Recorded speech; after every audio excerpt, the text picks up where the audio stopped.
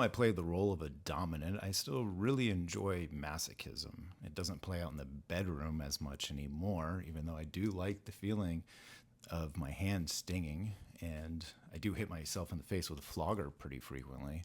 But it manifests in my everyday life, and I have a few examples that I'm going to share that I've only become aware of recently. So the first one is I really enjoy the thrill of scarcity. I've always been shit with money my whole life, and I'm realizing now that I get a thrill at, out of having my back up against the wall.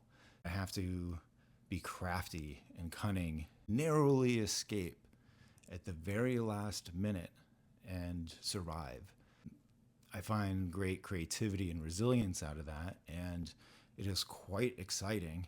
As much as I've always preached, like, man, I can't wait for the day until I'm rich and can live the big life that I've always dreamed of. The reality is I make decisions to back myself into that corner because I really like it. The second one is I'm addicted to caffeine, and it's gotten to a point where it's really bad for my body, and I can feel it in my chest, and I can feel the dehydration is not good for my organs and such. But the feeling itself reminds me of when I was drinking alcohol, that really tense, something's not right, but I'm also getting the chemical release that I enjoy. So that's another version of like, feels like I'm persevering, walking through the desert to this great extreme and great length and pushing through the pain. I get a great joy out of it.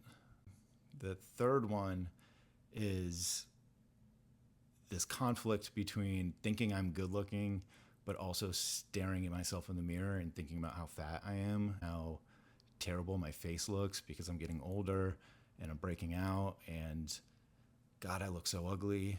That's a degradation of masochism. And it's haunting how much time I spend obsessing over how ugly I think I am. At the same time, rejoicing over how good looking I think I am. And it's just another way to make myself get into a fight because I really love that tension. It gets me juiced, it gets me amped up, and there's a certain pleasure I get out of that hate.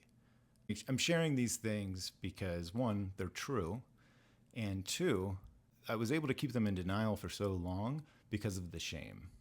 And I just don't want to be shameful about them anymore.